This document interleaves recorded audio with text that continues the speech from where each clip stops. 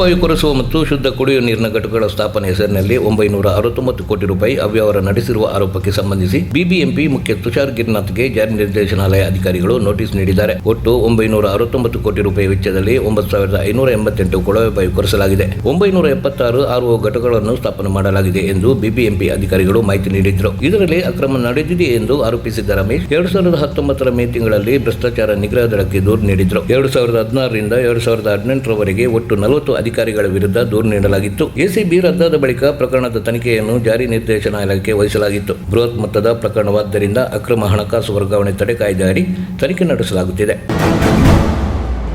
ಮಂಗಳೂರಿನ ಕುಕ್ಕರ್ ಸ್ಫೋಟದ ಕೈ ನೆನಪು ಮಾಸುವ ಬೆನ್ನಲ್ಲೇ ಹಾಸನದಲ್ಲಿ ಡಿಸೆಂಬರ್ 26ರಂದು ಸಂಜೆ ಕೊರಿಯರ್ ಮೂಲಕ ಬಂದಿದ್ದ ಮಿಕ್ಸರ್ ಸ್ಫೋಟಗೊಂಡಿತ್ತು. ಪ್ರಕರಣದ ಜಾಡು ಹಿಡಿದ ಪೊಲೀಸರು ಘಟನೆಯ ಅಸಲಿಯತ್ತನ್ನು ಬಯಲಿಗೆಳೆದಿದ್ದಾರೆ. ನಗರದ ಕೆಆರ್ಪುರಂ ಬಡಾವಣೆಯ ಡಿಟಿಡಿಸಿ ಕೊರಿಯರ್ ಶಾಪ್ನಲ್ಲಿ ನಡೆದಿದ್ದ ಮಿಕ್ಸರ್ ಸ್ಫೋಟ ಪ್ರಕರಣಕ್ಕೆ ತಿರುವು ದೊರೆತಿದ್ದು, ಮದುವೆ ನಿರಾಕರಿಸಿದ್ದಕ್ಕೆ ಮಹಿಳೆಯ ಹತ್ಯೆಗೆ ಸಂಚು ರೂಪಿಸಿದ ಪ್ರಕರಣ ಎಂಬುದು ಬೆಳಕಿಗೆ ಬಂದಿದೆ. ಬೆಂಗಳೂರಿನ ಅನೂಪ್ ಕುಂಬರ್ ಎಂಬಂತ ಮಹಿಳೆಯ ಹತ್ಯೆಗೆ ಸಂಚು ರೂಪಿಸಿ ಮಿಕ್ಸರ್ನಲ್ಲಿ ಸ್ಫೋಟಕ್ಕೆ ಇಟ್ಟು ಕಳುಹಿಸಿದ್ದ ಎಂಬುದನ್ನು ಪೊಲೀಸರು ಬಯಲಿಗೆ ಎಳೆದಿದ್ದಾರೆ. ಪ್ರಕರಣದ ಜಾಡು ಹಿಡಿದ ಪೊಲೀಸರು ಇದೊಂದು ಪ್ರೇಮ ವೈಫಲ್ಯ ಪ್ರಕರಣವೆಂದು ಗೊತ್ತಾಗಿದೆ.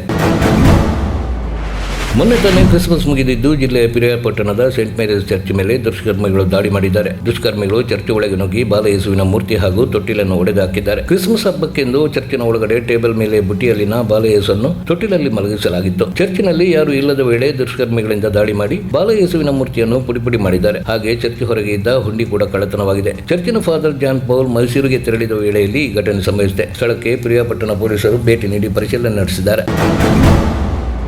ಅವಿವಾಹಿತನ ಜೊತೆ ವಿವಾಹಿತೆಯ ಅಕ್ರಮ ಸಂಬಂಧ, ಕೊನೆಗೆ ಆ ವಿವಾಹಿತೆಯ ಕಾಟ ತಾಳಲಾರದೆ ಹತ್ಯೆ ಮಾಡಿದ. ಅವಿವಾಹಿತನ ಜೊತೆ ವಿವಾಹಿತೆಯ ಅಕ್ರಮ ಸಂಬಂಧ, ಆಕೆ ಈಗಾಗಲೇ ಮದುವೆಯಾಗಿದ್ದರೂ ಕೂಡ ಅದೊಬ್ಬ ಅವಿವಾಹಿತನ ಜೊತೆ ಅಕ್ರಮ ಸಂಬಂಧ ಹೊಂದಿದ್ದಳು. ಪದೇ ಪದೇ ಆತನಿಗೆ ಮಾನಸಿಕವಾಗಿ ಕಿರುಕುಳ ನೀಡುತ್ತಿದ್ದ ಆಕೆ ಆತನ ಮದುವೆಗೂ ಕೂಡ ವಿರೋಧ ವ್ಯಕ್ತಪಡಿಸಿ ಕೆಲವೊಂದು ಫೋಟೋಗಳನ್ನು ಫೇಸ್ಬುಕ್ನಲ್ಲಿ ಅಪ್ಲೋಡ್ ಮಾಡಿದ್ಲು. ಆಕೆಯ ವರ್ತನೆಗೆ ಬೇಸತ್ತು ಆತ ದೂರವಾಗಲು ಮುಂದಾದರೂ ಆಕೆ ಮಾತ್ರ ಆತನನ್ನು ಬಿಡುತ್ತಿರಲಿಲ್ಲ. ಇದರಿಂದ ರೋಸಿ ಹೋದ ಆತ ಆಕೆಯ ಕಥೆಯನ್ನೇ ಮುಗಿಸಿದ್ದಾನೆ. ಈ ಬಗ್ಗೆ ಪ್ರಕರಣ ದಾಖಲಿಸಿಕೊಂಡ ಸಾತನೂರು ಠಾಣೆ ಪೊಲೀಸರು ಒಂದೇ ದಿನದೊಳಗೆ ಆರೋಪಿಯನ್ನು ಬಂಧಿಸಿದ್ದಾರೆ. ಕೊಲೆ ಆರೋಪಿ ಬೇರೆ ಯಾರೂ ಆಗಿರಲಿಲ್ಲ. ಮೃತ ಶೆಟ್ಟಿಯ ಗೆಳೆಯನಾಗಿದ್ದ ಅದೇ ಕುರುಪೇಟೆ ನಿವಾಸಿಯಾದ ಕಾರು ಚಾಲಕ ಹನುಮಂತ. ದಕ್ಷಿಣ ಕನ್ನಡ ಜಿಲ್ಲೆಯ ಮಂಗಳೂರು ತಾಲೂಕಿನ ಕಾಟಿಪಳ್ಳದಲ್ಲಿ ಡಿಸೆಂಬರ್ 24ರಂದು ನಡೆದಿದ್ದ ಅಬ್ದುಲ್ ಜಲೀಲ್ ಕೊಲೆ ಪ್ರಕರಣದ ತನಿಖೆಯನ್ನು ಪೊಲೀಸರು ಚುರುಕುಗೊಳಿಸಿದ್ದು, ಮತ್ತೋರ್ವ ಆರೋಪಿಯನ್ನು ಬಂಧಿಸುವಲ್ಲಿ ಯಶಸ್ವಿಯಾಗಿದ್ದಾರೆ. 28 ವರ್ಷದ ಲಕ್ಷ್ಮೀಶ್ ದೇವಾಡಿಗ ಬಂಧಿತ ಆರೋಪಿ. ಇದರೊಂದಿಗೆ ಆರೋಪಿಗಳ ಬಂಧನ ಸಂಖ್ಯೆ 4ಕ್ಕೆ ಏರಿಕೆಯಾಗಿದೆ. ಕೃಷ್ಣಾಪುರ 4ನೇ ಬ್ಲಾಕ್ ನಿವಾಸಿಯಾಗಿರುವ ಲಕ್ಷ್ಮೀಶ್ ದೇವಾಡಿಗ ಈ ಹಿಂದೆ ಜಲೀಲ್ ಅಂಗಡಿಗೆ ಹೋಗಿ ಜಗಳವಾಡಿದ್ದ.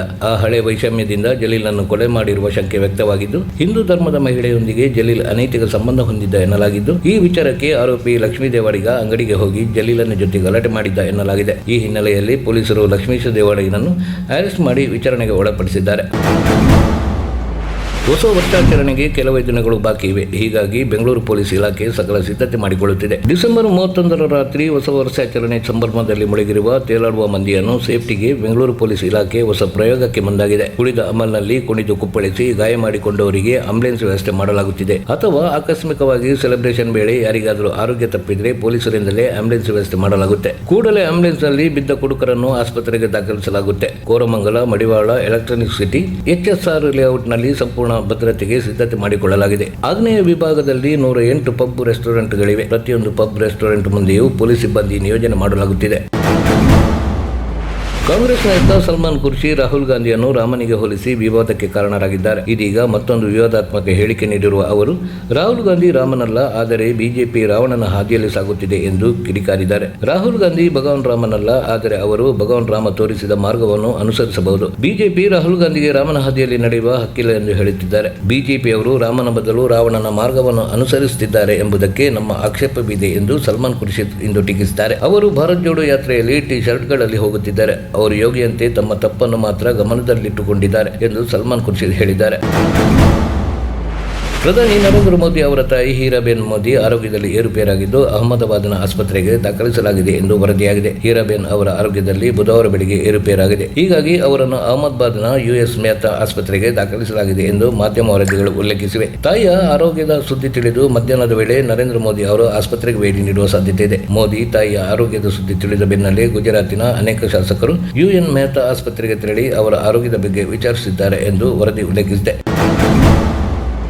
ಜಲ್ಲಿ ತುಂಬಿದ್ದ ಟಿಪ್ಪರ್ ಡಿಕ್ಕಿಯಾಗಿ ಓರ್ವ ವಿದ್ಯಾರ್ಥಿ ಮೃತಪಟ್ಟ ಘಟನೆ ಶಿವಮೊಗ್ಗ ಜಿಲ್ಲೆಯ ಸಾಗರದ ಸಣ್ಣಮನೆ ಸೇತುವೆ ಬಳಿ ನಡೆದಿದೆ. ಘಟನೆಯಲ್ಲಿ ಅಂಕಿತಾ, ಐಶ್ವರ್ಯ ಎಂಬ ಮತ್ತಿಬ್ಬರು ವಿದ್ಯಾರ್ಥಿನಿಯರಿಗೆ ಸಣ್ಣಪುಟ್ಟ ಗಾಯಗಳಾಗಿವೆ. ಶಿವಮೊಗ್ಗ ಜಿಲ್ಲೆ ಶಿಕಾರಿಪುರ ತಾಲೂಕಿನ ಚಿಕ್ಕಲಯವಟ್ಟಿ ಗ್ರಾಮದ 18 ವರ್ಷ ಪ್ರಾಯದ ಪ್ರತಿಮಾ ಮೃತ ವಿದ್ಯಾರ್ಥಿನಿ. ಸಾಗರದ ಸರ್ಕಾರಿ ಪದವಿ ಪೂರ್ವ ಕಾಲೇಜಿನ 3 ವಿದ್ಯಾರ್ಥಿನಿಯರು ಹಾಸ್ಟೆಲ್ನಿಂದ ನಡೆದುಕೊಂಡು ಕಾಲೇಜಿಗೆ ಹೋಗುತ್ತಿದ್ದ ವೇಳೆ ಅಪಘಾತ ಸಂಭವಿಸಿದೆ. ವಿದ್ಯಾರ್ಥಿನಿ ಪ್ರತಿಮಾ ಮೆಗ್ಗಾನ್ ಆಸ್ಪತ್ರೆಗೆ ಕರೆದೊಯ್ಯುವಾಗ ಮಾರ್ಗ ಮಧ್ಯೆ ಸಾವನ್ನಪ್ಪಿದ್ದಾರೆ. ಇನ್ನಿಬ್ಬರು ಗಾಯಾಳುಗಳಿಗೆ ಸಾಗರದ ಉಪವಿಭಾಗೀಯ ಆಸ್ಪತ್ರೆಯಲ್ಲಿ ಚಿಕಿತ್ಸೆ ಕೊಡಲಾಗುತ್ತಿದೆ. ಚಾಲಕನ ಅಜಾರೂಕತೆ, ಅತಿ ವೇಗದ ಚಾಲನೆ ದುರಂತಕ್ಕೆ ಕಾರಣ ಎನ್ನಲಾಗುತ್ತಿದೆ. ಸಾಗರ ಟೌನ್ ಪೊಲೀಸ್ ಠಾಣಾ ವ್ಯಾಪ್ತಿಯಲ್ಲಿ ಘಟನೆ ನಡೆದಿದೆ. ತುಮಕೂರು ಜಿಲ್ಲೆ ಮಧುಗಿರಿ ಪುರಸಭೆಯ ಅಂಗಡಿ ಮಳಿಗೆಗಳು ಹರಾಜು ಮಾಡದೆ ಹಾಗೆ ಉಳಿದಿದೆ. ಮರು ಹರಾಜು ಮಾಡುವಂತೆ ಹೈಕೋರ್ಟ್ ಆದೇಶ ಇದ್ದರೂ ಸಹ ಹರಾಜು ಪ್ರಕ್ರಿಯೆ ನಡೆಸದೆ ಹೈಕೋರ್ಟ್ ಆದೇಶವನ್ನು ಗಾಳಿಗೆ ತೂರಿರುವ ಮಾತು ಕೇಳಿಬಂದಿದೆ. ಈ ನಡುವೆ 1 ಕೋಟಿಗೂ ಅಧಿಕ ಬಾಡಿಗೆ ಹಣ ವಸೂಲಿಯಾಗಬೇಕಿದೆ. ತುಮಕೂರು ಜಿಲ್ಲೆ ಮಧುಗಿರಿ ಪುರಸಭೆ ವಿರುದ್ಧ ಹೈಕೋರ್ಟ್ ಆದೇಶ ಉಲ್ಲಂಘಿಸಿರುವ ಆರೋಪ ಕೇಳಿಬಂದಿದೆ. ಕಳೆದ 40 ವರ್ಷಗಳಿಂದ ಪುರಸಭೆಗೆ ಸೇರಿದ ಸುಮಾರು 110 ಅಂಗಡಿ ಮಳಿಗೆಗಳು ಹರಾಜು ಪ್ರಕ್ರಿಯೆ ನಡೆಸದೆ ಹಾಗೆ ಇದೆ. ಈ ಹಿಂದೆ ಹರಾಜು ಮಾಡಿದ ಅಂಗಡಿಗಳ ಮಾಲೀಕರು ಸರಿಯಾಗಿ ಬಾಡಿಗೆ ಪಾವತಿಸದೆ 1 ಕೋಟಿಯಷ್ಟು ಹಣ ಬಾಕಿ ಉಳಿಸಿಕೊಂಡಿದ್ದಾರೆ. ಇದೀಗ ಹೈಕೋರ್ಟ್ ಕೂಡ ಈ ಪ್ರಕ್ರಿಯೆಯನ್ನು ವಜಾಗೊಳಿಸಿ ನಿಯಮದ ಪ್ರಕಾರ ಟೆಂಡರ್ ಕರೆದು ಅಂಗಡಿ ಮಳಿಗೆಗಳನ್ನು ಹರಾಜು ಮಾಡುವಂತೆ ಚಾಟಿ ಬೀಸಿದೆ.